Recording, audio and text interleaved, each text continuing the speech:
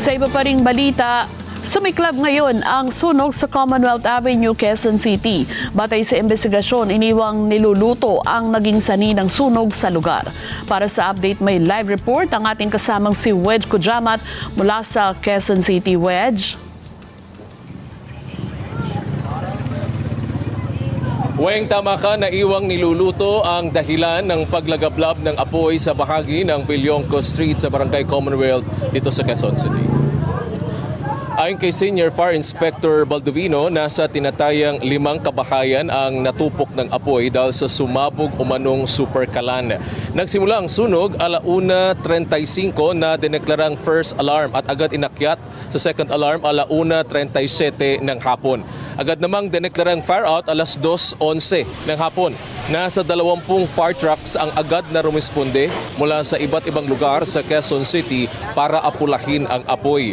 Batay sa ating panayam sa mga taga Philippine Red Cross, wala namang naiulat na nasawi o nasugatan sa insidente. Ang ilang mga residente naman sa lugar, kanya-kanya na rin ang paghakot sa kanilang mga gamit. Ang may-ari nga ng bigasang ito agad na inilikas ang nasa 300 sako ng mga panindang bigas upang isalba dahil walang pampalit ng puhunan sakaling matupok ng apoy ang kanilang mga paninda. Samantala, ilang mga alagang aso rin ang siniguro ng kanilang mga may-ari na mailabas sa nasusunog na lugar. Sa kasalukuyan, Weng, ay balik na sa normal yung mga negosyo dito sa may bahaging ito ng Villonco Street.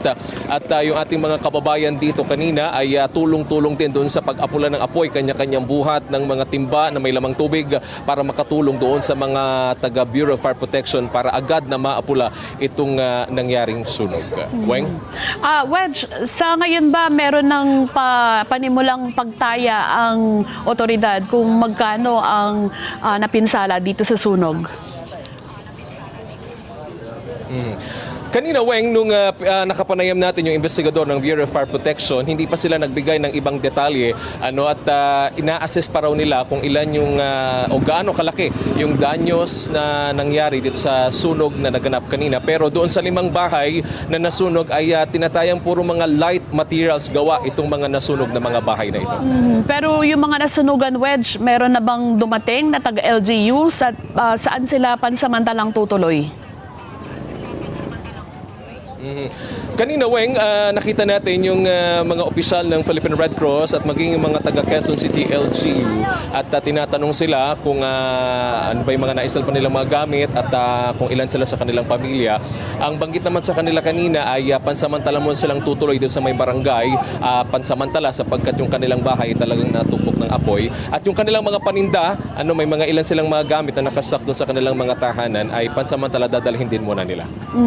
Pag may ganyang sunog kasi, Wedge, di ba merong pangamba parate yung mga kababayan natin na baka maulit-uli. May ganun din bang vibes dyan sa lugar?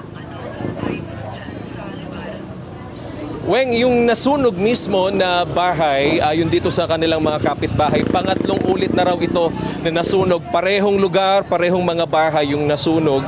Ang tanong nga ng mga kapitbahay, bakit to paulit-ulit na nasusunog yung mismong lugar? Ang sagot naman ng ilan, kasi nga gawa daw sa light materials yung mga bahay. Ayan.